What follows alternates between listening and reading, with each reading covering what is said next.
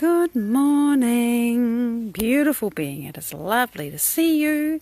It's lovely to be here, and I think I just better get on and show you the sky. You can hear the tuis singing.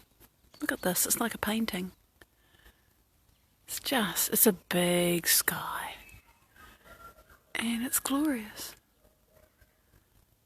Not much missing, just beauty. And there's the sun behind the clouds. Possibly not even really over the hill yet. Hi Rick, good morning. Good morning Julian. Welcome to the bridge, everybody. Here's the sky. It's just the best part of being outside today is seeing the sky. It's just beautiful. And there's the view that we will get to know rather well. And there's what's left of the circle garden. Hi Maria! Because it rained a lot in the last 2 days. It rained a great deal. So, a lot of the flowers have been kind of rained away, but we've still got some flowers on our purple campanula, and there's fern foliage, and this is the lemon tree, and you can see that everything is just bedecked with, it is rain, but it looks like dew. It's just lovely here. And look, we have some yarrow flowers. They're a bit old, but they're still beautiful. What else can I show you? It's a time of year when there's not that many flowers. We have some late larkspur. Good morning, Heidi. Look at this. It's just lovely. I am just a sucker for anything after rain. And oh, look at this. Can you see there's a spider's web there? And look, it's got a kind of a kink in it. Just right there, it goes.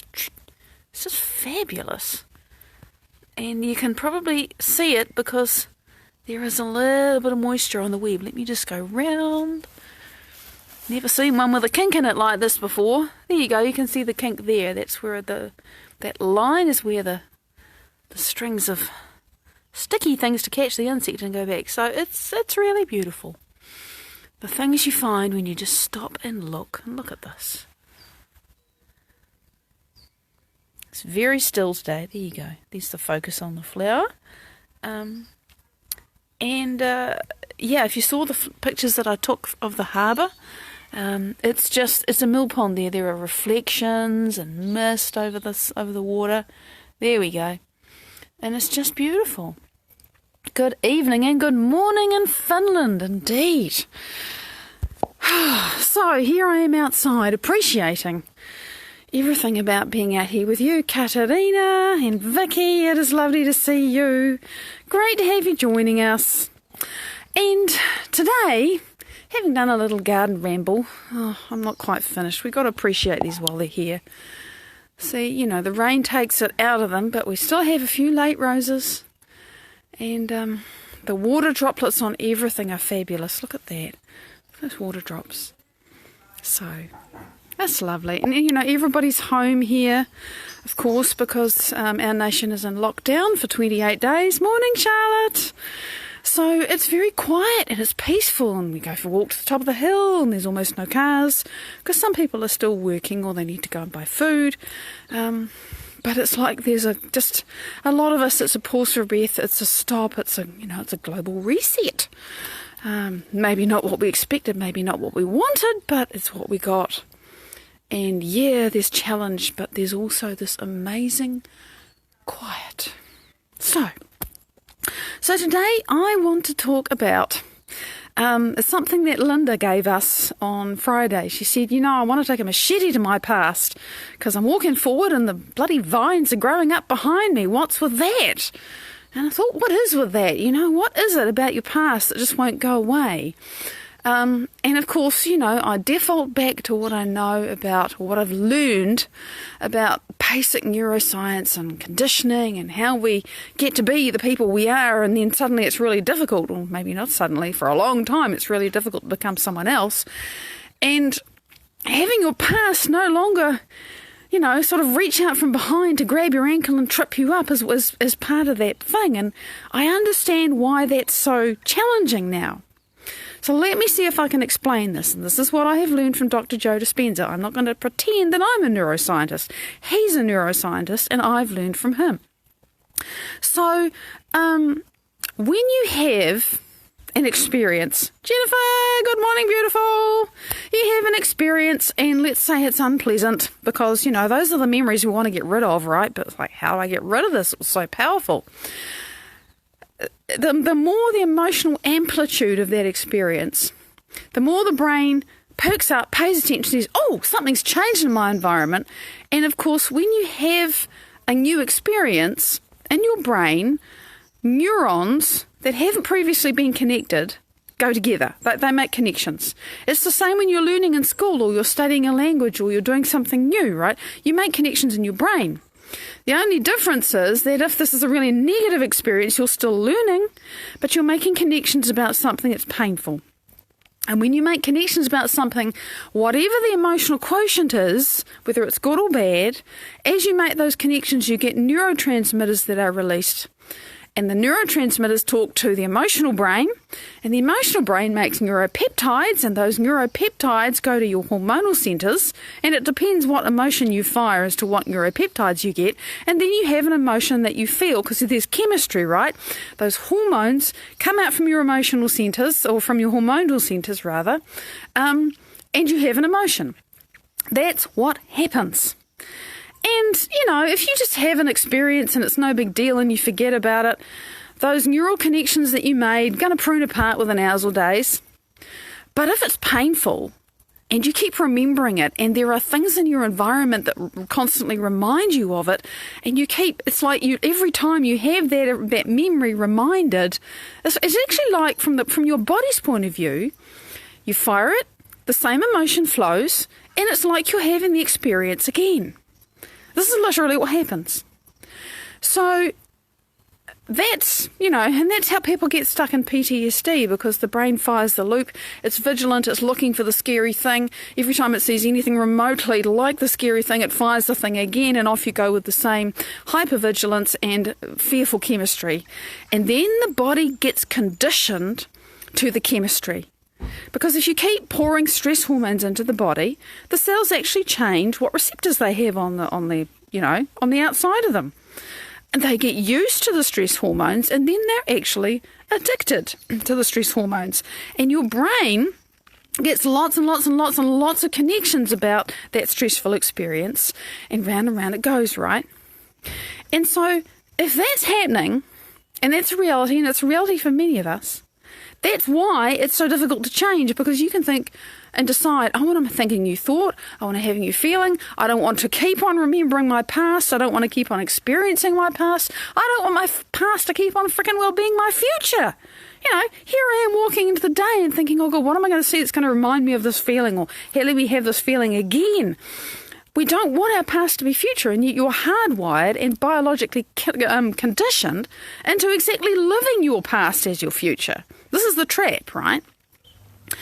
And you can go and do talking with people, nothing wrong with that, but you can analyse that, you can understand what happened, you can do regression, you can remember, and you can understand exactly how and why you feel the way you do.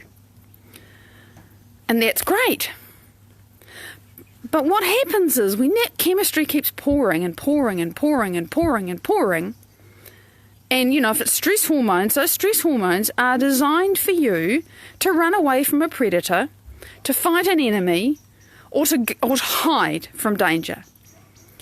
And if, to use the often quoted example, if the person that stresses you like crazy is your co-worker that's sitting next to you in the office, not happening now for a lot of people, the person who's sitting next to you in the office and they remind you of somebody really stressful, and you're in a stressful state all day because of who they are, or maybe they're just horrible to you or whatever, and those stress hormones are pouring and pouring and pouring, and you can't run away, you can't fight, you can't hide. You're just there in this, and it's like a sports car with the accelerator revving, and you've got the handbrake on, can't move.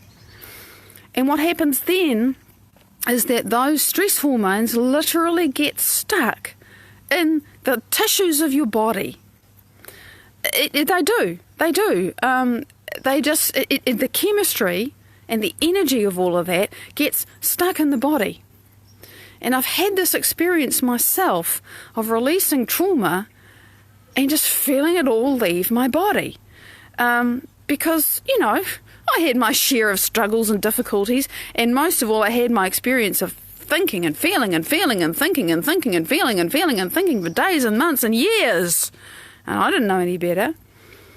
And when you start to undo that, the energy and the chemistry releases, and then the body is liberated from the past.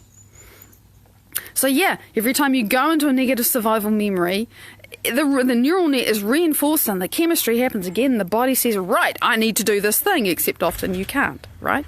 And so it gets stuck. And that is why knowing about it, understanding it, is all very fine and dandy, but it doesn't shift the stuck emotional and chemical energy that is in your body. And that is, it literally locks you into the past. It just stays there. And, I was having a wonderful conversation with somebody yesterday about how, doesn't stress about a lot of things, really great mental attitude. But every now and then somebody will say one thing, and then his brain will go, oh, that means this, and that means this, and that means this, and that means this, and, and the thought will go round and round and round about it because that thing sounded like something else that was attached to a painful experience. And the brain and body are getting ready to defend, to protect, to survive for hours. And then, the actual thing that was feared never happens. It's like, why did I get so wound up? Not a big deal, because this guy's really pretty cruisy. And yet the body does the stress response all by itself. And you're sitting there thinking, my God, I'm sitting here having a panic attack. Nothing's happening. But of course the brain, noticing that, says, oh, it must be because I'm outside, or it must be because I'm whatever, Hi, Jocelyn, morning. This is how it works. So, and that's why, if you have your first panic attack on an aeroplane, you think, oh, now I'm scared of flying. No, it's just sometime in your past you programmed your body into that level of fear. However, and it gets to the stage where the body can do it without you. I have been there. So how do you change it? And this is the bit where I'm thinking, oh, shit, how do I explain what I do? Simply, when it is simple, but it's taken me some time to actually develop the skills to where I can use it. But I'm just going to do my best. You've got to find a way, because if you try to think your way out of some kind of thing like that, anyone who's tried doing that knows that it doesn't work. You can't think your way out of emotional trauma. You can't say, oh, I've decided I'm not going to feel that anymore. And that goes really well for a couple of hours, and then something comes along and kapow, and you think, oh, shit, that didn't work. And you can have immense will about it, and you do need to make a very deep decision to change. But you can't, it doesn't matter how much insight you have about why you feel the way you are, that's not going to change it. That's the emotional mountain. You're just banging your head against this bloody great granite rock face. And, you can split your head open, but nothing's going to change. You have to find a way to get the stuck energy out of your body. Sanchia, good morning, honey. So how do we do that? Well, all I can say is what I do. And as you know, I'm a really dedicated student of Dr. Joe Dispenza's work. And one of the things that I've learned from him is there is a particular breathing technique, and he's researched all kinds of stuff, and this is it's based on a yogic breathing technique, but I think he's added some other things. Like, he's not really attached to any particular modality or ideology or system. He just says that works and that works and that works, and cool. And I love that, because I'm a bit like that too. It's really lovely. You think, oh, you just take the bits you like that work for you and leave the rest, whoopee. And of course, he makes his decisions based on science and research, and I like that even better. So there's this particular breathing technique that you can practice and you can learn, and just about anyone can do it. And if you can't physically do it, you can imagine it, because I've heard people tell stories of they started off not being able to do it, and they practiced in their mind. You rehearse it enough mentally, something's going to change. Your body will start to figure it out. And it literally liberates energy out of the body. And really, it took me about 8 or 9 months to get, I thought I knew the theory, but it took me 8 or 9 months to really get to where I could think, okay, I'm doing this and I can feel the energy moving up my body and back into my brain. And that's the important thing, because that energy, that stuck chemistry, originated here. It originated as a thought that fired, the neurotransmitters and the neuropeptides and the hormones ended up stuck in the body, right? And a lot of people, the pain that they feel, chronic pain, is kind of like that. It's just stress, chemistry and energy that's stuck in the body, and you get pain. And when you liberate it, things just change. It's amazing. But for me, I remember the first time that I really felt the energy go back up into my head, and it's a very distinctive feeling. And, sometimes I really notice it and sometimes I don't. But I can now sit down to do my creation work. I don't want to say meditation in case you think I'm sitting there with my fingers in a mudra and saying Om. That's not the kind of meditation I do. Nothing wrong if that's what you like, okay? It's just not what I do. It was never what I wanted to do because I couldn't. I didn't know how. It didn't work for me. This really works for me. So often the meditation work that I do starts with some of this breathing. And if something painful or scary has come up for me the day before, I go in with this really clear intention. That's what I'm pulling out with the breath. That's what I'm moving. And sometimes it's like, I think, oh my God, like to this morning, wasn't even really clear about it. I had a really interrupted night's sleep. And this morning, because I had nothing on my agenda, but there I was pulling out all the silent screaming that I was doing when I was 20, had really bad insomnia, and he was my first husband, and I couldn't exactly make a big fuss at night because I was awake and he was sleeping. But I just screamed at the universe silently. And all of that stress and all that, oh God, I've woken up and I'm going to be awake for another 2 hours. I've got to get up and go to university. I'm tired. I'm scared. When is this going to stop? God, why can't I go back to sleep? And today I was pulling that out of my body. And it was just really interesting. It's such a relief to be able to think, I'm getting that energy out of my body. I don't know if I got it all. That's not the point. The point is that was my intention and I felt the energy move. And what I can say is that, the number of times that I've gone in to my meditation work with this intention that I'm pulling out a specific thing. Dana Luca, it's great to see you. And afterwards, I'm just not the same. It's changed. Now, I still might have some things that will come up later, more aspects, other triggers, whatever you want to call them. But that particular thing is gone. So, the problem I have is I'm thinking, well, what about the person that isn't doing this work or thinks, no, I don't want to do that? Well, that's fine. Not telling you what to do. I like to be able to offer alternatives, and I'm thinking, well, what alternative can I offer? The thing is, I know there's nothing that's as effective as this, and I'm saying that because I have heard person after person after person, particularly people who've had neurological injuries or who've had trauma in their lives, and degenerative neurological diseases, and they said, when I got the breath happening, I had this massive change. Over and over and over again. So I know that this is really powerful. But if you don't want to do it, if you don't want to do that, that's fine.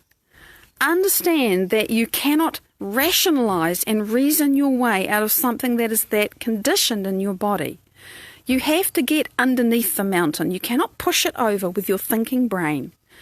You have to go deep into your own autonomic nervous system and somehow, whatever way works for you, find a way to release that energy. And sometimes for me it does come out in tears. It does come out in rage. But the point is, it's not like I'm seeking catharsis. I'm seeking to shift the energy. I'm seeking to recondition my body to a new mind. Hi Magda, lovely to see you, gorgeous. And it's quite different, because there was a lot of that I can't remember it. There was a lot of that thing, God, about 20 years ago now, maybe longer, when I was some years younger, where, it's like, express the anger, express the rage, beat the mattress and, make it the person and let the anger out of you, or the fear or whatever it is. And that's fine, but it didn't really seem to make much of a difference, because the level of catharsis that happens when you just think, I'm bringing up this emotion, it actually kind of affirms it. You have to relive the story and go back into the pain and feel it again. And what have you just done? You fired and wired the same neural nets and the same chemistry. Not particularly helpful to do that. So this is a really different process. And so that's why I talk about what I'm doing, because it's the only thing that I have ever found that allows me to make this kind of change. If anybody's thinking, well, where do I start? Write me a message or drop me a comment and I'll post you some links. I have done all of this without going to one of Joe's workshops. I've done a whole lot of it, from spending 32 New Zealand dollars on a book and spending, 26 US dollars on a couple of meditations. You do not need to spend a ton of money, okay? You need a little bit of money, but not a ton. And you can change your life this way. Kristen, lovely to see you, darling. I'm pretty sure we're out of time. Oh, we are too. So, I simply don't have anything more effective to offer you. But I hope my explanation of how it works and what it's done for me, and the fact that this is now my go-to, I can have shit blow up, and I can self-regulate that heart breathing. I did that yesterday. Shit blew up. I got scared, and I breathed, and I walked, and I chose my focus, and it went away, which was wonderful, because I never used to be able to do that. But this is the way that I shift my trauma, because it works. And yeah, it took me some time to master the tool. Am I glad that I did? Oh my God. I can't imagine my life without this tool and this ability now. I do not know who I would be. You would not be looking at the person you are looking at now. You would not be feeling the coherence in me that you feel now. Just wouldn't be there. So I'm really delighted to be able to share this, even just to skim over the top and say, hey, this stuff exists. Yeah, I can guide you through it, but nobody can do the work for you, and thinking about it will not do it for you either. You get under the mountain and you move it.